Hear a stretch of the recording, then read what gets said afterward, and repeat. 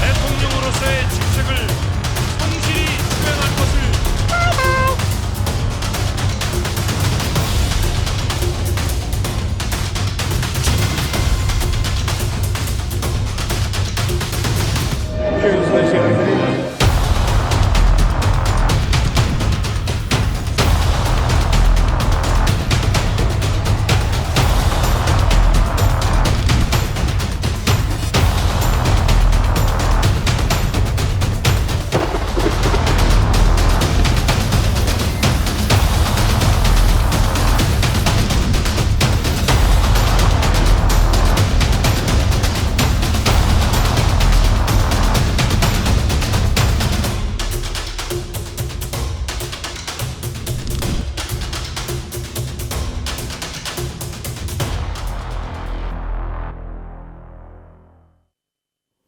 시청자 여러분, 맹신영입니다. 올 한 해 어떻게 보내셨는지요? 많은 일이 있었던 2022년도 어느덧 하루하고 3시간 정도밖에 남지 않았습니다. 뉴스라이브는 새해를 하루 앞둔 오늘 한 해를 정리하는 시간을 마련했습니다. 나라 안팎의 여러 뉴스들, 학교에 다니는 청소년의 목소리, 또 저희가 전해드린 보도를 되짚어보는 시간도 준비했습니다. 끝까지 함께 해주셨으면 좋겠습니다. 1부에서는 먼저 지난 한 해 동안 있었던 일들을 되짚어봅니다. 뉴스 따라잡기로 문을 열겠습니다.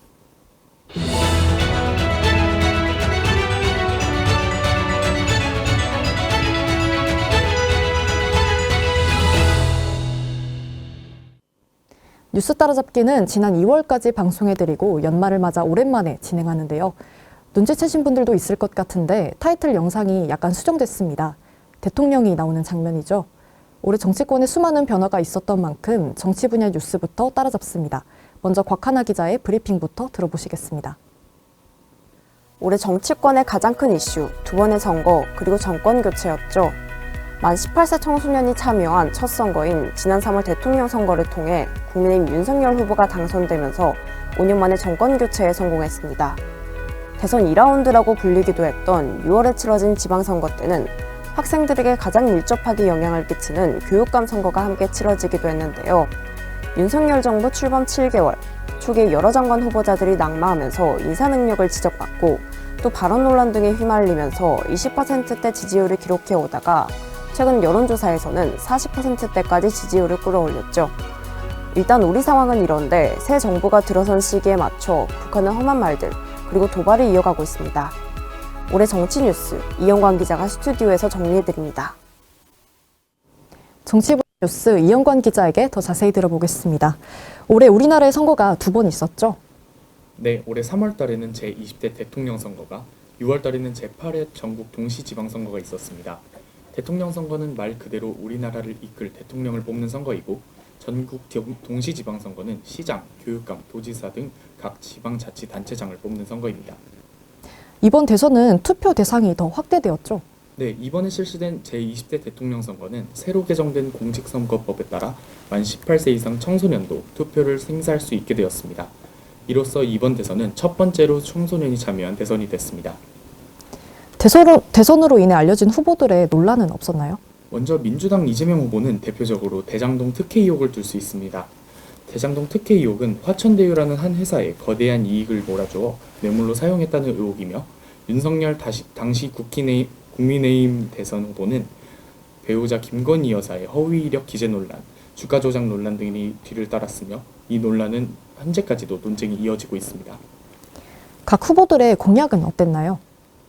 이재명 후보는 당시 상황에 맞춰 코로나 팬데믹 완전 극복과 피해 소상공인에 대한 완전한 지원을 약속했었습니다. 또한 수출 1조 달러, 국민소득 5만 달러, 주가지수 5,000선으로 세계 경제 강국을 만들겠다는 포부를 내놓았었고, 대통령 4년 중임제를 추진하겠다는 공약도 내걸었었습니다. 윤석열 당시 국민의힘 후보는 당시 상황에 맞춰 코로나 극복 긴급구조 및 포스트 코로나 플랜을 마련하겠다는 공약과 함께 지속 가능한 좋은 일자리를 창출하겠다는 말, 그리고 여성가족부를 폐지하겠다는 파격적인 공약도 내걸어놨죠. 올해 대선은 지난 대선들과는 다르게 특이한 점이 있다고 하는데요. 지난 대선들은 모두 보수 성향 후 대통령과 진보 성향 대통령이 각각 10년씩 대통령 임기를 번갈아하는 보수 민주당계 정권 10년 주기설이 존재했습니다. 1987년부터 97년은 보수 성향의 대통령이었던 노태우, 김영삼 전 대통령이, 98년부터 2008년은 진보 성향의 김대중, 노무현 전 대통령이 각각 10년 동안 정권을 유지했고, 또 다음 10년은 보수 성향의 이명박, 박근혜 전 대통령이 거의 10년을 맡았었습니다. 하지만 이번 대선에서는 진보 성향 문재인 전 대통령을 이을 진보 성향 대통령이 아닌 5년 만에 다른 성향의 대통령으로 정권이 교체되어 거의 30년 만에 정권 10년 주기설이 깨졌습니다.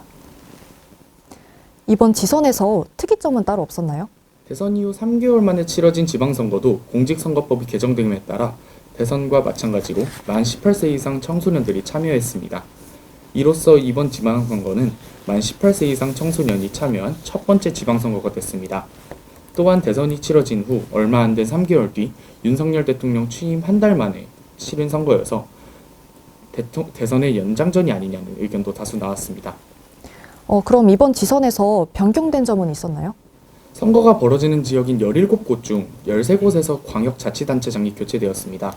연임에 성공한 인물은 오세훈 서울시장, 박형준 부산시장, 이철우 경북지사, 김영록 전남지사로 단 4명뿐이고 나머지 13곳은 모두 초선의 광역자치단체장이 당선되었습니다. 교육감 선거는 조금 달랐는데요. 연임에 성공한 교육감이 서울 조희영 교육감, 대전 설동호 교육감, 세종 최교진 교육감 등 무려 8명이나 있었습니다. 추가로 전국에서 유일하게 제주도에만 있었던 교육위원은 다음 지방선거인 9회 지선부터 폐지하기로 결정함에 따라 이번 8회 지방선거가 마지막이었습니다. 지방선거 당선인 중에 안타까운 소식을 전한 분도 있었죠? 네, 바로 이번 선거에서 연임에 성공한 울산광역시의 노옥희 교육감인데요. 울산광역시 최초의 여성 교육감이자 진보 교육감이었던 노 교육감은 강제적 야간 자율학습을 폐지하고 무상급식과 무상교육을 제공하는 등 학생들을 위한 여러 가지 정책을 내놓았고 공약 이행률이 무려 68%에 달했습니다. 아프가니스탄 특별기여자 자녀가 초등학교에 입학했을 때에는 특별기여자 학생의 손을 잡고 함께 학교를 향하면서 이목을 끌기도 했습니다. 이런 노력으로 울산광역시 교육청의 청렴도를 4등급에서 2등급까지 끌어올리기도 했는데요. 그러나 12월 8일 기관장 협의회의 오찬 모임 중 급작스러운 심정지를 느꼈고 결국 노 교육감이 사망하면서 안타까움을 전했습니다. 윤석열 정부가 출범한 지 7개월이 다 되어 가는데요. 그간 무슨 일들이 있었나요? 우선 우리나라의 위성 발사 로켓인 누리호가 2차 발사를 했고 최초로 발사에 성공했습니다. 불미스러운 일들도 잇따랐는데요. 취임 초기에 여러 장관 후보들과 장관들이 논란들로 사퇴를 하자 윤석열 정부의 인사 능력을 탓하는 일도 많았습니다. 또 윤석열 정부의 지지율이 한때 20%대로 떨어지며 위기를 직면하다가 최근에는 40%대까지 끌어올리기도 했습니다. 이 밖에도 윤석열 정부의 특징이었던 대통령실 도어스태핑을 중단하면서 여러 국민들의 우려를 사기도 했습니다. 정책 관련해서도 이야기가 많던데요. 네, 바로 행정안전부의 경찰 통제 강화와 관련된 문제였습니다. 행안부는 경찰 제도 개선 자문위를 출범하고 여러 차례 회의를 거쳐 경찰 관련 주요 정책과 법령의 국무회의 상정 등의 업무를 맡는 경찰국을 신설하겠다고 밝혔는데 경찰국장은 치안감이 맞는다는 말도 같이 전했습니다. 그러나 일부 경찰은 경찰국의 신설에 반대했고 전국 190여 명의 경찰 간부들이 경찰서장 회의를 열고 경찰국 신설에 반대한다는 입장을 표명하면서 한때 행안부와 경찰 간의 갈등이 지속되기도 했습니다. 윤 대통령 취임 이후에 북한의 도발이 심해졌다는 이야기가 있습니다. 네, 북한은 미사일 발사 총 26회, 포병 사격 11회, 항공기 기동 2회, 북방한계선 침범 1회로 총 40번의 도발을 했고 지금까지도 도발을 멈추지 않고 있습니다. 심지어 얼마 전인 26일 북한의 무인기 여러 대가 군사분계선 이남에 대한민국 영공을 날면서 도발이 끊임없이 계속되고 있다는 소식을 전했습니다. 그럼 북한이 왜 도발을 이어오고 있는 건가요? 윤 대통령은 대선 과정부터 북한이 핵실험을 하면 전례 없는 대응을 하겠다는 말과 북한을 막을 방법은 선제 타격밖에 없다고 발언하였습니다. 이에 김여정 북한 노동당 부부장은 윤 대통령 자체가 싫다라는 말과 함께 어리석음에 그치면서 넘치게 보여준 무식함이라는 돈 없는 발언을 하기도 했으며 김정은 북한 국무위원장도 윤 대통령이 위험한 시도를 할 시에는 윤석열 정권과 군대가 전멸될 것이라며 윤 대통령의 직함을 빼고 부르며 비난을 쏟아냈습니다. 이러한 북한 도발에 우리 군은 지금 어떻게 대응하고 있나요? 우선 국방부는 북한의 지상, 해상, 공중에서의 다양한 도발에 대해 우리 군은 강력한 한미 연합 방위 태세를 토대로 엄중하게 상황을 관리하고 있다며 우리 군은 충분한 전력을 보유하고 있다는 말을 전해 국민들을 안심시켰습니다. 또한 11월 북한이 미사일을 국방한계선 이남에 낙하한 직후 우리 군은 전투기를 이용해 공대지 미사일을 북방한계선 이북 공해상에 당역하며 대응하기도 했습니다. 네, 이영관 기자였습니다. 이어서 사회 분야 뉴스 곽하나 기자의 브리핑으로 먼저 소개드립니다. 올해 시작부터 유럽에서 끔찍한 소식이 들려왔죠. 러시아가 우크라이나를 침공하면서 전쟁이 시작됐습니다. 현재까지 3만여 명의 민간 사상자가 나오는 등 피해가 계속되고 있습니다. 한편 전쟁 영향에다가 코로나 팬데믹 이후 수요가 늘면서 금리와 물가까지 계속 오르고 있습니다. 올해 날씨도 유독 말썽이었죠. 8월에 전국에 쏟아진 폭우와 잇따라 올라온 11호 태풍 흰남노, 또 겨울에는 서해안을 중심으로 많은 눈이 쏟아져 피해가 발생했습니다. 많은 생명을 앗아간 안타까운 일도 있었습니다. 10월 29일 거리두기 해제 이후 첫 헬로윈을 맞아 서울 이태원의 한 좁은 거리에 많은 인파가 몰리면서 158명이 숨졌습니다. 정부 대응이 부실했다는 비판의 목소리도 나옵니다. 자세한 이야기는 김혜윤 기자가 전해드리겠습니다. 스튜디오에 나와 있는 김혜윤 기자와 이야기 나눠보겠습니다. 올해 초에 전 세계를 긴장하게 만든 사건이 있었죠? 네, 맞습니다. 2월 24일 오전 4시 50분경 러시아가 우크라이나를 침공하며 전쟁이 일어났습니다. 이는 21세기 최초의 유럽 국가 간 전쟁이고 러시아 정부는 해당 전쟁이 공식적인 전쟁이 아니라 특별 군사 작전이라는 입장을 밝혔습니다. 러시아가 우크라이나를 침공한 원인은 무엇인가요? 러시아가 우크라이나를 침공한 이유 중 하나로는 우크라이나의 나토 가입을 말할 수 있습니다. 나토란 북대서양 조약기구로 나토에 가입한 회원국이 무력 공격을 받을 경우 지원하기로 동의하는 일종의 동맹을 맺는 기구입니다. 다시 말해 우크라이나가 나토에 가입하게 되면 비핵화된 우크라이나에 미국과 유럽의 부대나 공격무기가 들어올 수 있다는 걸 뜻합니다. 이렇게 되면 러시아의 서부 국경 안보에 직접적인 위협이 생기는 겁니다. 사건 이후에 약 10개월이 지났는데요. 그동안 어떤 영향을 끼쳤나요? 러시아 우크라이나 전쟁은 현재까지 이어지고 있습니다. 우선 전쟁으로 인해 우크라이나 난민들이 가장 큰 피해를 입고 있고 계속해서 세계 시장과 식량 공급에 영향을 미치고 있습니다. 러시아는 세계 3위 원유 생산국, 우크라이나는 주요 곡물 생산국으로 현재 전쟁으로 인해 수출 차질을 겪고 있어 전 세계 소비자 물가 상승의 주된 원인이기도 합니다. 유가 상승을 예로 들 수 있는데요. 전쟁 전인 2월 전국 평균 1,740원이었던 유가가 6월 초에 최대 2,138원으로 오르기도 했습니다. 네, 날씨 이야기로 넘어가 보겠습니다. 이번 여름에 유독 비가 많이 왔죠?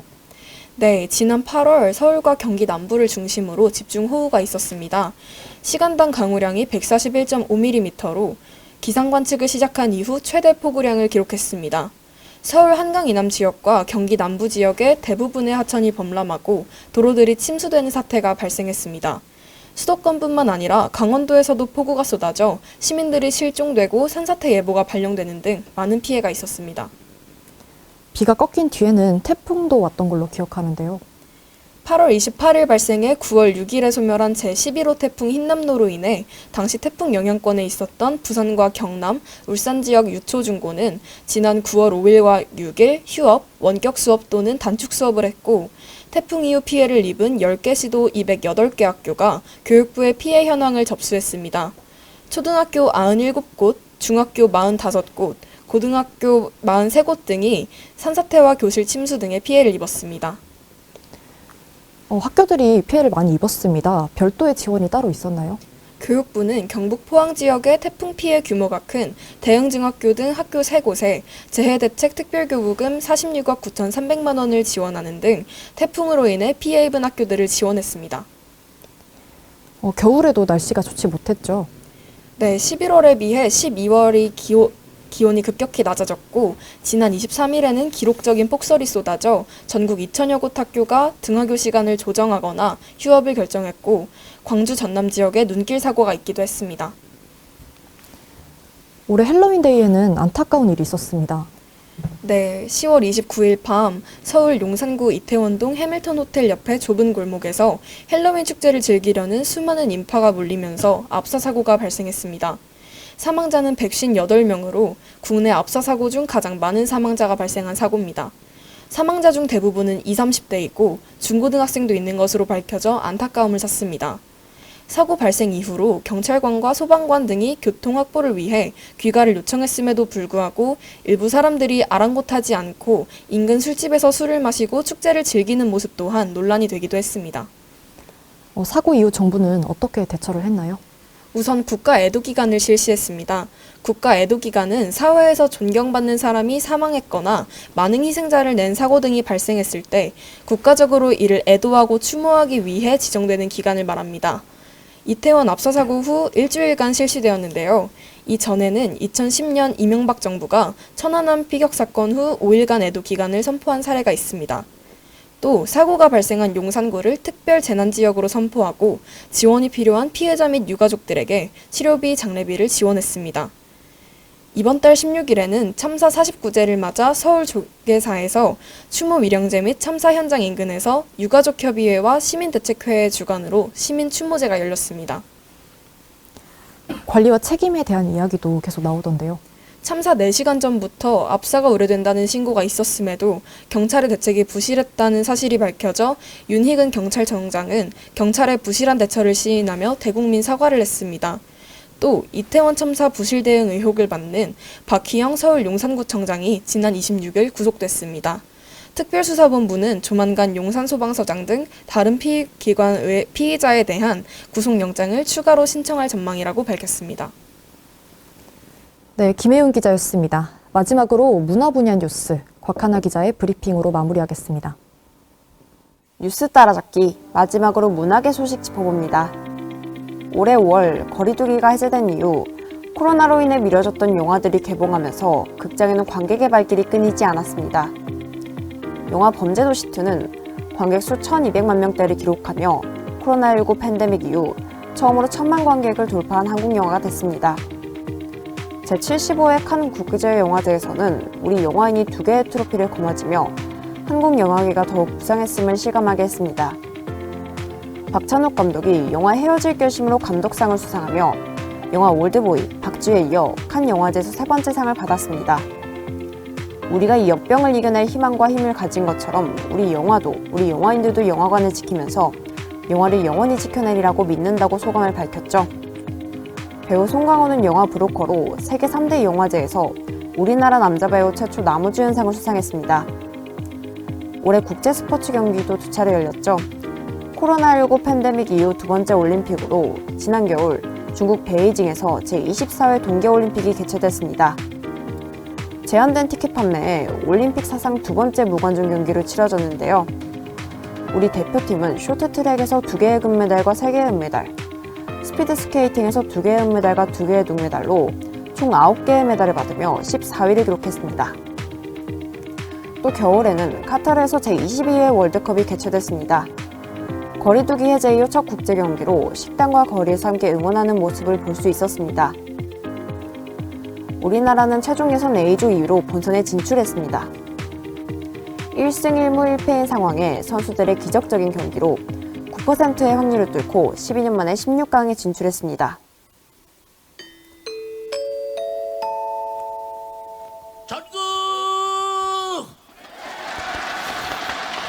한편 방송계에서는 안타까운 소식도 있었습니다. 지난 6월 8일 36년간 전국 노래자랑을 진행해왔던 국민 MC 송혜 선생이 향년 95세로 자택에서 별세했습니다. 고인은 생전에 건강 문제로 여러 차례 입원과 퇴원을 반복했던 상태고 앞서 지난 5월 건강 문제로 다시 입원하게 되며 전국 노래자랑 하차 의사를 밝히기도 했습니다. 이후 방송인 김신영이 전국 노래자랑의 후임 MC를 맡아 방송을 이어가고 있습니다. 정치사회뿐만 아니라 문화면에서도 굵직한 뉴스가 많았던 올해. 내년은 어떤 소식이 우리를 찾아올지 모르지만 더 밝은 뉴스가 많은 한 해였으면 좋겠습니다.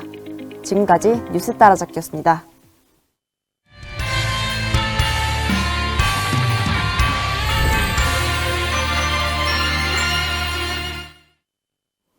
거리두기가 완화되면서 멈춰있던 각종 학교 행사들이 부활하기 시작했습니다. 학교 행사에 꽂힌 체육대회부터 수학여행까지 다시 활성화된 학교의 문화 소식 박민 기자입니다. 코로나19 3년, 학교는 바야흐로 일상에 한 발짝씩 다가가고 있습니다. 지난 2년 동안 진행했던 격주 온라인 수업이 종료되면서 학교의 문이 더 활짝 열렸고, 작년까지 진행하지 못했던 비교과 행사들도 비로소 부활했습니다. 교육부가 정상 등교를 실시하며 학교의 모든 교육 활동을 코로나 이전 수준으로 확대한다는 계획을 밝히면서입니다. 5월 1일부터는 이행 단계 기간으로 해당 기간 동안에는 교과, 비교과 활동을 전면 재개하고 수학여행은 물론 여름철의 대표적인 학교 행사인 체육대회부터 정말 오랜만에 한 체육대회였는데 고등학교 처음 들어와서 하니까 친구들과 더 친해지고 선배들과도 함께여서 정말 좋은 시간이 됐던 것 같습니다. 학교 축제도 시끌벅적한 제 모습을 되찾으면서 학생들을 들뜨게 했습니다. 정부에서 초청을 해주셔가지고 저희가 이렇게 공연도 준비해서 공연하러 오게 되었습니다. 확실히 환호가 있으니까 저희도 열정을 더 느끼고 더 달아올라서 열심히 하게 된 것 같습니다. 더 즐길 수 있었던 것 같아요. 학교 밖의 모습도 달라졌습니다. 지난 봄 거리두기가 해제되면서 식당이나 카페, 노래방 등이 인원이나 시간의 제약을 받지 않고 24시간 영업을 할 수 있게 됐고, 실외 마스크 착용 의무가 전면 해제돼 50인 이상이 모이는 축제나 공연, 스포츠를 관람할 때도 마스크를 벗을 수 있게 됐습니다. 이제는 실외뿐만이 아닌 실내 마스크 착용 의무 해제를 놓고 논의가 이어지고 있는 만큼 내년엔 일상에 얼마나 더 가까워질 수 있을지 기대감이 커지고 있습니다. 뉴스라이브 박민입니다. 윤석열 정부의 정책이 들어선 지 어느덧 1년, 교육정책 이슈도 있었습니다. 역대 최장 기록을 갈아치운 교육부 장관 공백 사태부터 7세 입학 논란까지 한 해 동안 있었던 교육정책을 이영현 기자가 정리했습니다. 연금개혁, 노동개혁, 교육개혁은 지금 추진되지 않으면 우리 사회의 지속 가능성을 위협하게 되고 더 이상 미룰 수 없는 과제가 되었습니다. 교육개혁을 외치며 출범한 윤석열 정부. 첫 해는 갖가지 변수 속 혼란의 연속이었습니다. 교육장관 인선부터 삐걱였습니다. 교육부는 역대 최장기 장관 공백을 겪었습니다. 인수위 시절 김인철 전 한국외대 총장이 교육장관 후보자로 지명됐지만 총장 재직 시절 폭언 논란을 비롯한 구설수에 오르면서 자진 사퇴했습니다. 이후 박순애 서울대 교수가 교육수장 자리에 임명됐지만 곧이어 초등학교 입학 연령을 1살 낮추는 학제 개편을 추진하려다 거센 반발에 부딪히면서 박 장관이 책임을 지고 교육장관직을 사퇴했습니다.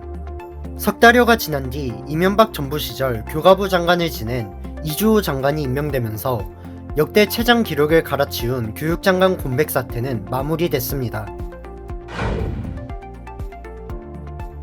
성취도 평가도 한 차례 논란의 중심이 됐습니다. 시작은 윤 대통령의 발언. 지난 정부에서 폐지한 학업 성취도 전수평가를 원하는 모든 학교가 참여할 수 있도록 하고, 이 가운데 전수평가라는 대목을 두고 과거 모든 학생들이 일제히 치르던 시험인 이른바 일제고사로 돌아가려는 게 아니냐는 우려가 제기됐습니다. 국정감사에 나온 시도교육감들도 성취도 평가는 필요하지만 일제고사는 반대라는 입장을 내놓은 가운데 교육부가 참여를 원하는 학교에 한해서 평가를 확대하는 거라고 여러 차례 해명하면서 논란은 일단락됐습니다. 줄 세우기 식의 일제고사는 없다. 아니, 줄 세우기를 할 수가 없는 게 순위나 점수나 알겠습니다. 비교할 수가 없습니다. 네, 알겠습니다. 일제고사는 안 한다. 그렇습니다. 새 교육과정을 확정하는 과정도 순탄치 않았습니다. 지난 8월 교육과정 시안을 발표하고 웹페이지를 통해 국민 의견을 받았는데 자유민주주의와 성평등, 노동이라는 표현을 넣거나 빼달라는 의견이 줄을 이뤘습니다. 이어진 관련 과목 공청회는 학부모 단체와 기독교 단체, 노동계 등이 부딪히면서 사실상 파행으로 치달았습니다. 결국 최종본에서 자유민주주의라는 표현은 포함된 반면 성과 관련된 표현은 축소됐고 노동자는 근로자로 대체됐습니다. 한편 새 교육과정에서 과목과 시수 조정도 이뤄졌습니다. 다양한 진로 연계 활동과 학생의 개별 성장을 지원하는 교과 체제로 개편하였습니다. 고등학교에서 선택 과목의 개수가 늘어났는데 2025년 도입되는 고교학점제에 대비한 겁니다. 외고와 자사고를 일반고로 전환하겠다고 한 문재인 정부. 자사고, 외국어고, 국제고는 2025년 3월에 일괄적으로 일반고로 전환하겠습니다. 윤석열 정부 들어서는 다른 기류가 감지됩니다. 윤 대통령은 후보 시절부터 한 유튜브 채널에 출연해 고교 다양화가 필요하다고 입장을 밝혔고, 다양성을 키워줘야 돼. 똑같은 커리큘럼 갖고 똑같이 가르쳐서 이렇게 하면 우리 사회가 발전이 없어. 지난 7월에는 교육부가 자사고 중치 방침을 밝혔습니다. 일단은 자사고를 유지한다는 방침의 정책을 가지고 있기 때문에 얼마 전 국정과제 점검회의에서도 윤 대통령이 지역에 만족할 만한 교육을 받을 수 있는 중고등학교가 많아야 한다며 자사고 유지에 대한 의지를 재확인한 만큼 자사고 존치는 기정사실로 받아들여지고 있습니다. 혼란과 갈등의 이목이 보이면서 여러 화두를 남긴 윤석열 정부 첫 해의 교육정책. 남은 4년여 임기 동안 교육정책이 어떻게 흘러갈지 주목됩니다. 뉴스라이브 이용현입니다. 요 며칠 가장 설레는 마음을 갖고 있을 사람들이 있죠. 이제 하루만 지나면 청소년으로서 할 수 없었던 일들을 자유롭게 할 수 있게 되는 나이. 새는 나이로 올해 19살 청소년들입니다. 20를 앞둔 평범한 19한 분이 스튜디오에 나와 있습니다. 대전 전민고 김한결 학생입니다. 어서 오세요. 네, 안녕하세요. 앞서 20를 하루 앞두고 있다고 소개드렸습니다. 저 또한 그런데 역시 설레는 마음이신가요? 네, 역시 아까는 설레긴 하나 그렇게 크게 생각하고 있지는 않습니다. 그저 초등학교에서 중학교 올라갈 때나 혹은 중학교에서 고등학교 올라갈 때와 비슷한 심정인 것 같습니다. 고등학교 입학부터 코로나 등교 중지에 또 온라인 개학까지 입학 당시에 좀 혼란스럽진 않았나요? 네, 처음에 등교가 4월로 미뤄졌다는 것을 듣고 약간 기뻤으나 그때 학교에서 이 기간 동안 대체 과제를 내주었습니다. 하지만 등교가 지속적으로 미뤄지고 결과적으로 처음 등교가 6월이 되면서 그에 따라 정기고사 등의 일정이 촉박해졌고 그 대체 과제가 되게 흐지부지 되는 것을 보면서 약간 아쉬움도 느꼈습니다. 학교나 학생이나 모두 처음 겪는 일이라 다들 꽤나 혼란스러웠던 것 같습니다.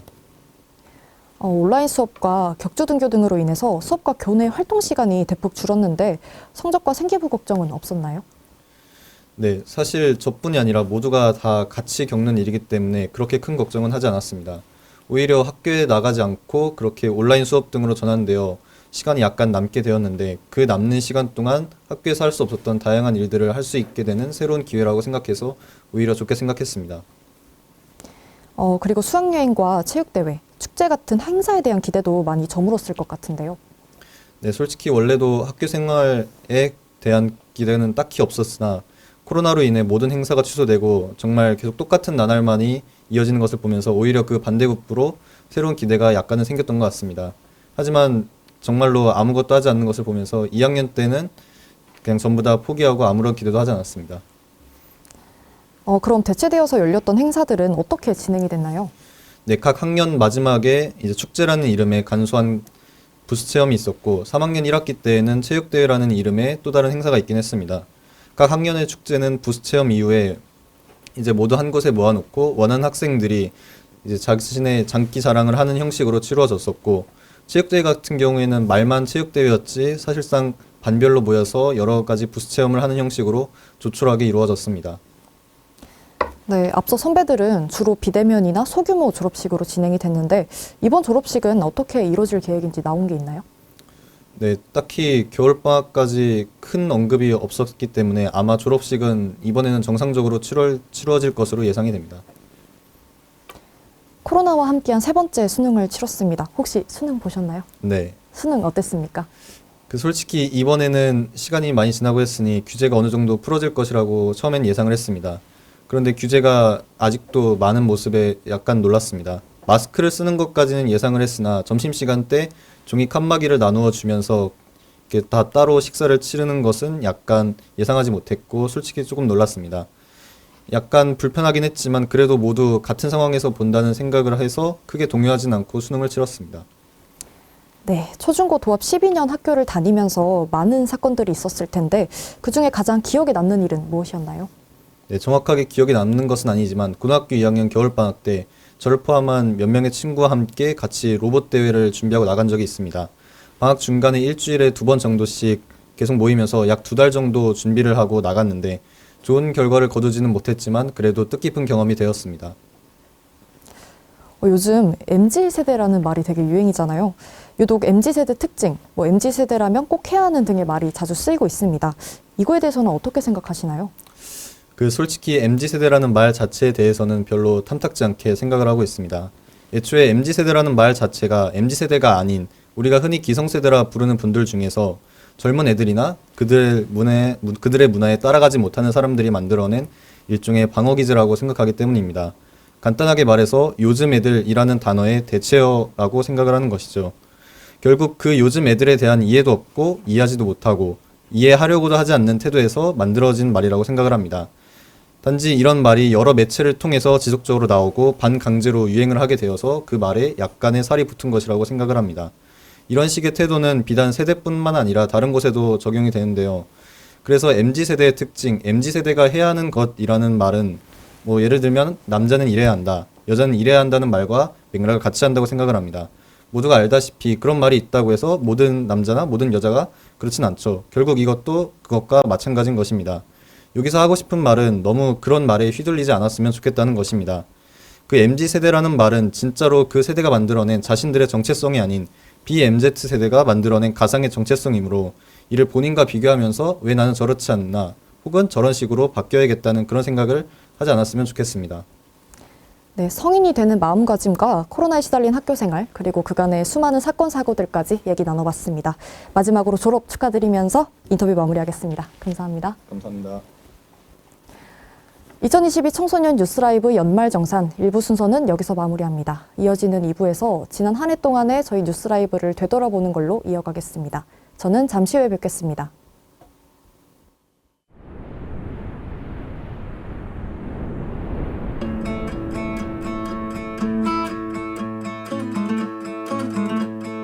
아니 나 어떻게 무슨 말을 해야 하는지 모르겠어요. 올해 있었던 일 중에 소소하게 기억에 남는 일 같은 거. 언제가 제일 기분 좋았어 올해?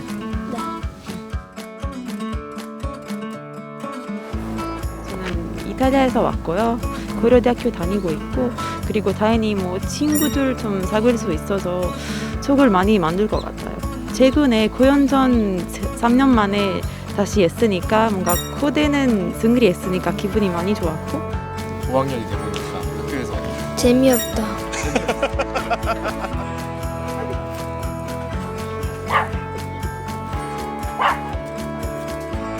제가 공부를 하면서 그동안 학자금이나 빚이 많았는데 올해 딱 영원으로 빚을 다 갚았습니다.